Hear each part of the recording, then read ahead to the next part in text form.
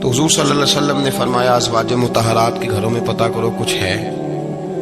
حضرت ام سلمہ کے گھر میں پتہ کیا تو کہا یا رسول اللہ 4 دن سے روٹی نہیں پکی۔ حضرت زینب سے پوچھا تو کہا حضور کئی دن سے چولہا ہی نہیں جلایا۔ حضرت عائشہ صدیقہ، حضرت میمونہ، حضرت سودا، تمام گھروں سے بظاہر یہ 2 جہاں کے شاہ ہیں پر پاس کچھ رکھتے نہیں، 2 جہاں کی نعمتیں ہیں ان کے خالی ہاتھ میں، ہر چیز ہے پر فقر اختیاری ہے، کوئی شے نہ ملی۔ نبی پاک صلی اللہ علیہ وسلم نے مسجد میں اعلان کیا، فرمایا کون ہے جو میرے مہمان کو روٹی کھلائے؟ ان لفظوں کا حسن کوئی حسن والا ہی سمجھ سکتا ہے۔ فرمایا کون ہے جو میرے مہمان کو کھانا کھلائے؟ تو ایک صحابی لے گئے اور اٹھے، وہ صحابی جو صحابہ میں غریب تھے، ایک انصاری جو غریب آدمی تھے، بہت زیادہ امیر آدمی اللہ کی راہ میں خرچ نہیں کر پاتا، اس کے لیے مشکل ہو جاتا ہے۔ اس کے لیے بہت امیر آدمی جو ہوتا ہے نا، وہ جتنا زیادہ امیر ہوتا ہے نا اتنی دیوار اس کے گرد کھڑی ہو جاتی ہے پیسوں کی، مشکل ہو جاتا ہے اس کے لیے۔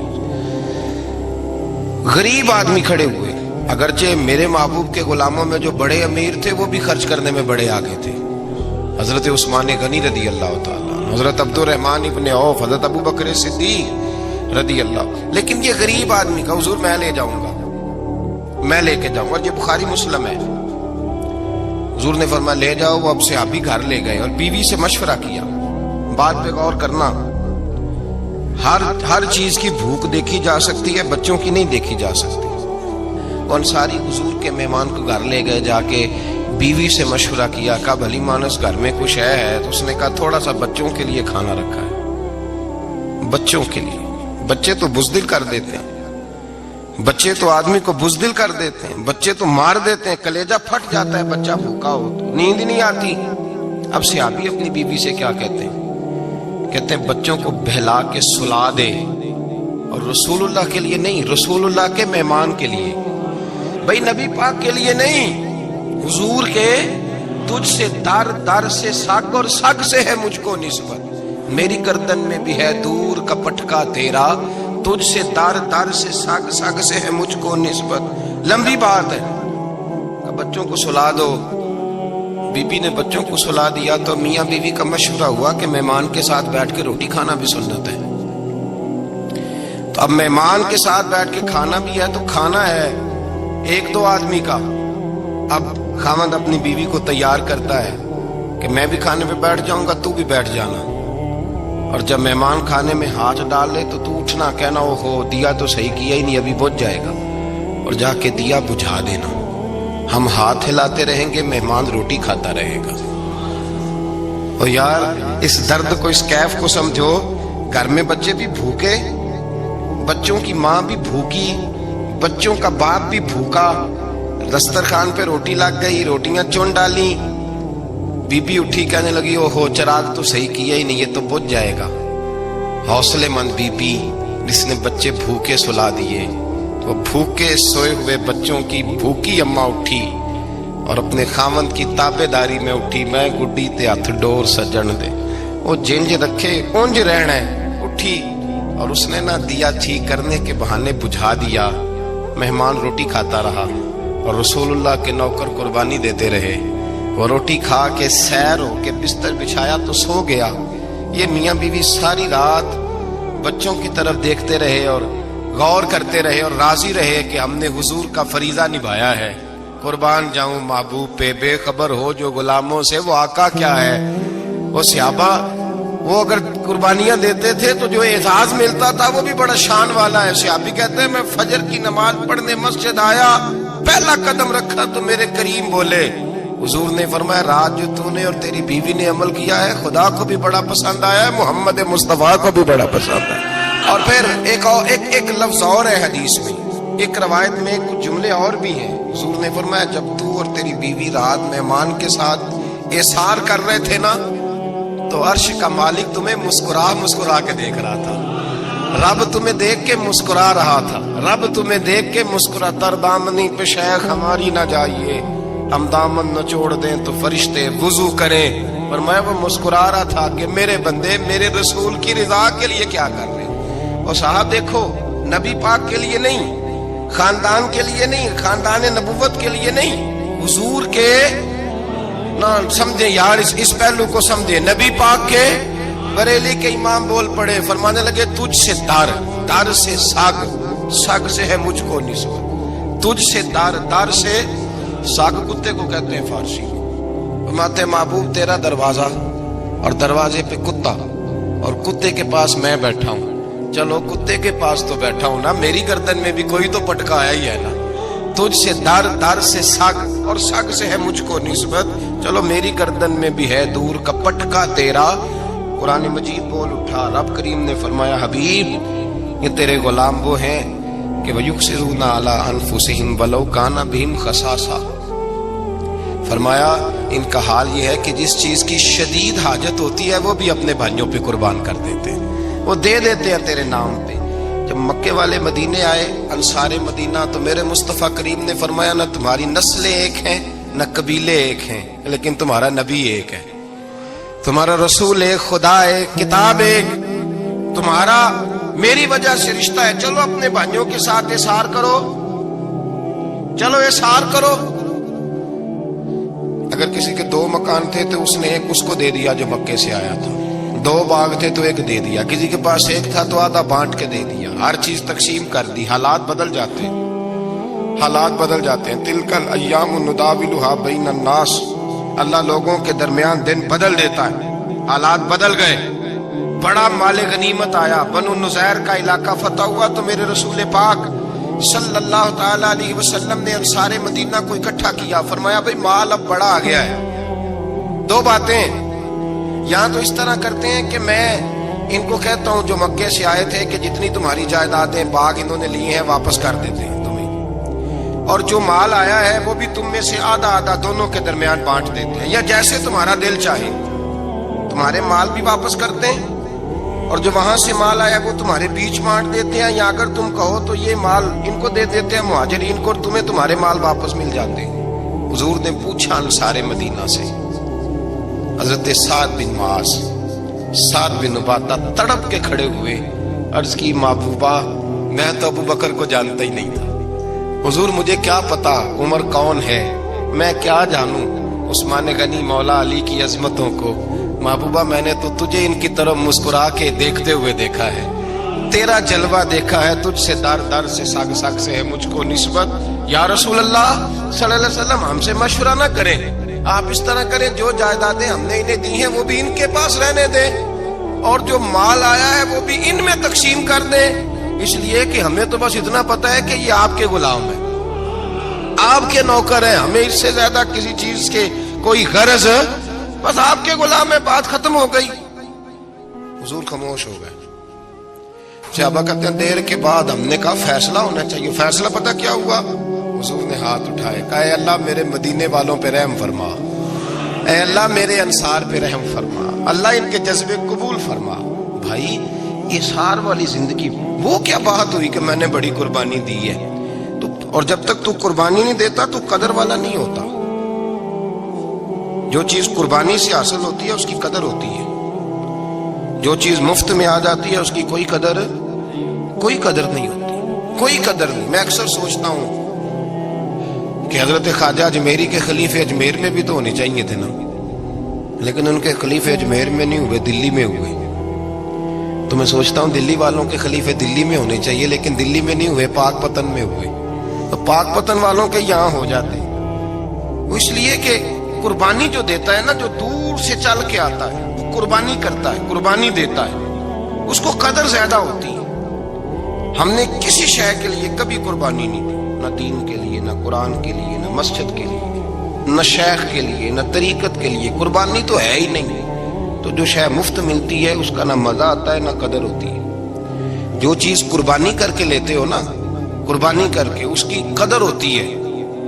کسی لیے کہا تھا کسی درویش نے، اس نے کہا تھا قدر نبی دا ایک کی جانن دنیا دار کمینے، قدر نبی دا جانن واگے سو گئے وچ مدینے۔ ان سے پوچھو نا، ان سے پوچھو ان حضرات کو کتنی قدر تھی۔ قربانی اپنی زندگی میں دینا سیکھیں۔ ایک ہوتی ہے بندے کی ذاتی خواہش، اس کو کچلنا بڑا مشکل ہوتا ہے۔ قربانی بڑی ضروری چیز کا نام ہے۔ اور جو قربانی دینا سیکھ جاتا ہے وہ بچ جاتا ہے۔ کتیا 6 بچے جنم دیتی ہے لیکن قربانی نہیں نہ دیتی بچوں کی، تو ریوڑ نہیں بنتے، اجڑ نہیں بنتے۔ بکری 2 بچے پیدا کرتی ہے اور سال کے بعد ہزاروں بچوں، لاکھوں بچوں کی قربانی دیتی ہے، پر پھر بھی جدھر جاؤ بکرے ہی بکرے نظر آتے ہیں۔ جو قربانی دینا سیکھ جاتا ہے نا، یزید نے کوئی قربانی نہیں دی، اس لیے کوئی شخص بھی کھڑا ہو کے نہیں کہتا، حالانکہ 14-15 بیٹے تھے یزید کے، کوئی بھی کھڑا ہو کے نہیں کہتا میں اس کی نسل میں سے ہوں۔ امام حسین نے ساری قربانی دے دی۔ ایک زین العابدین بچے تھے، پوری دنیا میں اللہ نے سید عطا فرمائے ہوئے ہیں۔ جو قربانی دینا سیکھ جاتا ہے وہ بچ جاتا ہے۔ ہم نا قربانی کیا، ہمارے پاس تو اضافی شے ہے وہی دینے کو تیار نہیں۔ جب آپ تیار ہی نہیں تو سودا ہی نہیں کر، آپ نکلے ہی نہیں میدان میں، تو حاصل کیسے ہو؟ حصول تو تب ہوگا نا جب آپ کوئی انویسٹمنٹ کریں گے، تو آپ انویسٹ ہی نہیں کر رہے تو بھائی آپ نے پودا ہی نہیں لگایا تو پھل کیسے ملے؟ قربانی نہیں دی تو وہ درجہ کیسے ملے؟ اس کے لیے تو قربانی ضروری ہے۔ اب تمام صحابہ کی زندگی پڑھ لیں، حضرت ابوبکر سے لے کر حضرت بلال تک، یہ سارے قربانی والے ہیں۔ آپ تمام اولیاء کی صفت پڑھ لیں، غوث اعظم، جیلانی، داتا علی اجویری، خواجہ معین الدین، یہ سب قربانی والے لوگ ہیں۔ قربانی دیتے رہے تو بچے ہوئے ہیں۔ ان کے جو ساتھ تھے وہ بھی قربانیوں والے تھے۔ قربانی حصہ ہے طریقت کا، قربانی ضروری ہے، اور ہمارے صوفیاء تو کہتے ہیں جس شخص نے تصوف میں آ کے قربانی نہیں دی۔ بزرگوں کے پاس ایک شخص آیا، غالباً خواجہ نظام الدین محبوب الہی کی بات ہے، میرے ذہن میں نام پورا نہیں سما رہا، تو ایک مرید نے آ کے کہا حضور زکوٰۃ کتنی دینی ہے؟ فرمایا 2.5%۔ تھوڑی دیر کے بعد حضرت نصیر الدین چراغ دہلوی آ گئے، کہا حضور اللہ کے راستے میں کتنے دینے ہیں؟ فرمایا 50%۔ ایک ساتھی قریب بیٹھا تھا، اس نے کہا پہلے کے لیے 2.5% کا فتویٰ تھا، اس کو کہہ دیا دے دے۔ چند منٹ گزرے تو حضرت امیر خسرو بھی آ گئے، کہا حضور زکوٰۃ کتنی دینی ہے؟ فرمایا جو ہے سارا ہی لے آ، تیری 100% ہے۔ تو وہ ساتھی جو قریب بیٹھے تھے اس نے کہا بابا فتوے علیحدہ علیحدہ ہے۔ فرمایا فتویٰ ایک ہی ہے، بندے علیحدہ علیحدہ ہے، فتویٰ ایک ہی ہے، مجھے پتا ہے کون کتنے دے سکتا ہے، وہ جس کو میں نے 2.5% کہا ہے وہ بھی جا کے حساب کتاب کرے گا، اس نے 2.5 بھی پورا نہیں دینا۔ فرمایا جس امیر خسرو کو میں نے کہا نا سارا لے آ، اس کا دل کرے گا میں اپنا مکان بھی توڑ کے لے آؤں۔ میں نے فتویٰ ایک ہے، بندہ دیکھ کے بات کی ہے۔ بھائی قربانی نہیں ہے، اظہار ہی نہیں ہے، جذبہ ہی نہیں ہے، ہمارا مزاج ہی نہیں ہے۔ لیکن نا یہ اب ایک تو شریعت کی قربانی ہے نا، یہ تو اس پہ بھی لوگ بڑا سوچیں گے، اس پہ بھی لوگ بڑا سوچیں گے، فتوے پوچھتے پھریں گے کہ جی میرے اوپر تو ابھی میں نے تو 15,500 قرضہ دینا ہے، دوں کہ نہ دوں، کون سی دوں؟ فتوے پوچھیں گے، دینے کی دفعہ فتوے پوچھیں گے اور لینے کی دفعہ چھٹی، جو آتا ہے آنے دو۔ کبھی لینے کی دفعہ بھی فتویٰ پوچھنا صاحب کہ یہ مجھے اتنا مال آ رہا لے لوں کہ نہ لوں؟ وہ لے لیا، قابو کر لیا، جب دینے کی باری آئی تو فتویٰ احسار کرے، اور احسار صفت ہے مسلمان کی، یہ احسار کرنے لگتا ہے تو بچنے لگ جاتا ہے، اس کا فائدہ ہونے لگ جاتا ہے، قربانی دینے لگ جاتا ہے تو بچ جاتا ہے۔ کسی نے کہا تھا سن اے مسلمان، یہ نقطہ فیض قرآنی میں ہے، عظمت و اسلام اور مسلم صرف قربانی میں ہے۔ اگر تو جینا چاہتا ہے تو قربان ہو، اپنے مزاج میں قربانی۔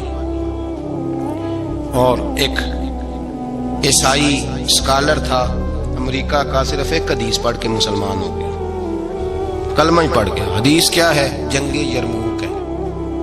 تو 7 صحابہ زخمی ہیں، چور چور زخموں سے لیٹے ہوئے، گرمی بڑی شدید ہے، العطش العطش، پیاس پیاس پیاس پکارے ایک صحابی۔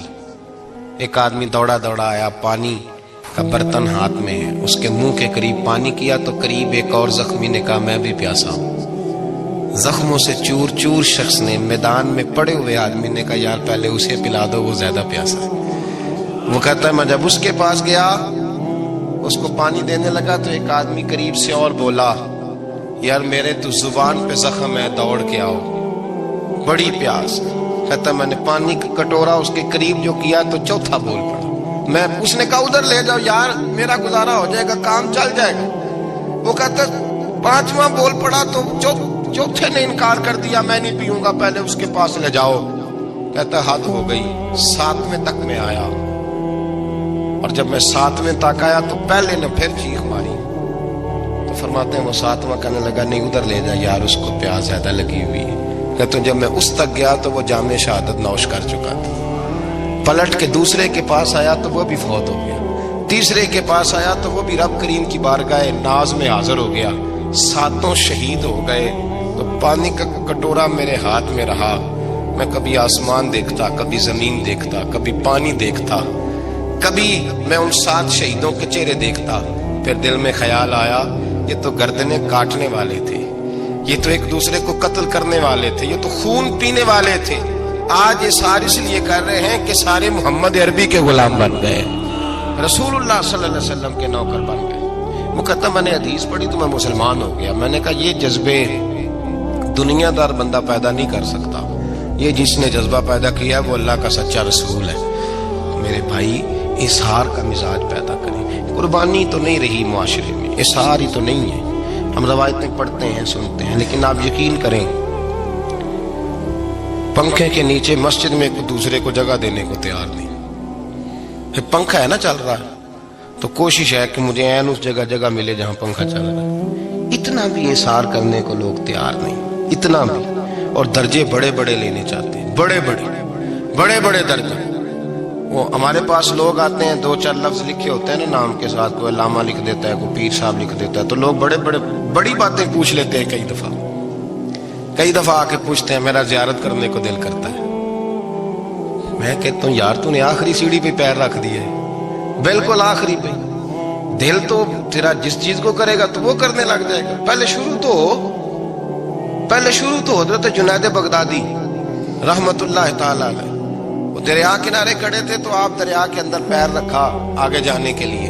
ये आला हजरत ने लिखा है वाकया मलफूजा शरीफ में। दरिया पार करने के लिए पैर रखा तो एक शख्स कहने लगा हुजूर मुझे भी साथ ले लें। आपने फरमाया मैं दरिया पार करूंगा तो इस तरह करना, मेरा कुर्ता पकड़ ले और या जुनैद कहना शुरू कर दे। या जुनैद इस पे फतवा भी लग जाता है, पर क्या करे, अब मसला तो सही है ना। तो पैर मेरा पीछे से कुर्ता पकड़ ले और या जुनैद कह, वो कहता है पैर रखा ना हजरत ने पानी में तो मैं भी पीछे। तो हजरत जुनैद बगदादी क्या कहता है, या रहमान या अल्लाह, या रहमान या अल्लाह। वो खुद ये पढ़ रहे हैं और मुझे लगाया या जुनैद।